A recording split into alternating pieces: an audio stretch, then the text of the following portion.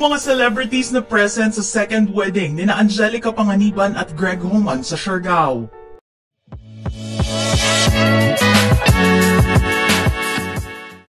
Tuloy na nga ang beach wedding nina Angelica Panganiban at Greg Homan na gagawin sa isla ng Siargao. Ang nauna kasi nilang kasal sa Los Angeles, California noong nakaraang December 31, 2023 ay para lamang sa kanilang mga pamilya at piling mga kaibigan at isa lamang itong civil ceremony.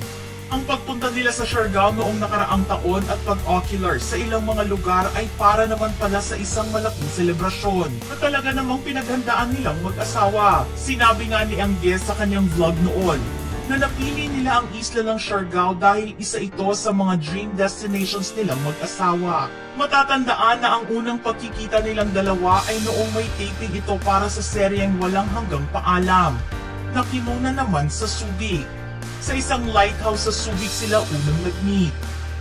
Marami ring magagandang beaches sa nasabing lugar, pero dahil doon nakabase ang pamilya nila, minabuti na rin nilang gawin ito sa isa sa mga pinakagusto nilang lugar.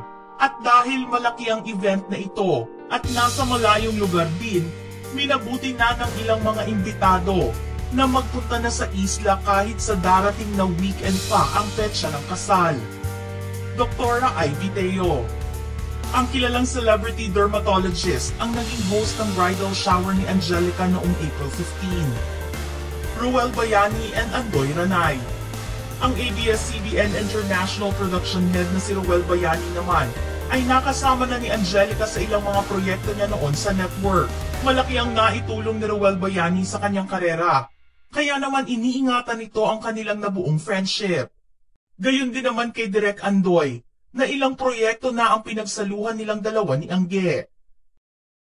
Maxine Magalona. Ang pagkakaibigan ni na Angelica at Maxine Magalona ay isa rin sa mga showbiz friendships na sinasaluduhan ng maraming tao. Hindi rin naman kasi inaasahan na ang pagsasama nilang dalawa sa ilang proyekto sa ABS-CBN noon ang magbibigay sa kanila ng friendship na aalagaan nila habang buhay. Present si Maxine sa mga important events ni Angge, tulad na lang sa baby shower niya noon bago isilang ang panganay nila ni Greg. At noong nakaraang linggo naman ay nagsama muli ang dalawa sa isang beach trip.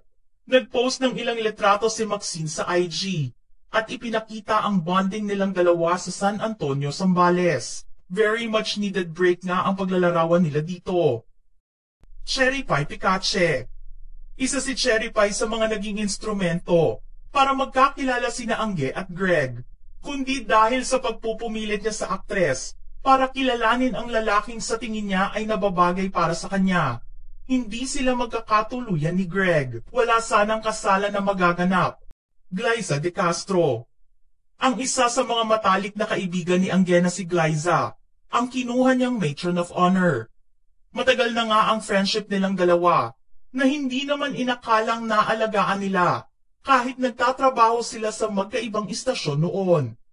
Ang pagsasama nila sa teen-oriented TV series na Berks noong 2002 hanggang 2004 ang nagbigay sa kanila ng isang pagkakaibigan na panghabang buhay pala nilang iingatan. Bella Padilla and Kim Chiu. Siyempre naman hindi mawawala ang dalawa pang kaibigan ni Angelica na bubuo sa ang Becky Squad.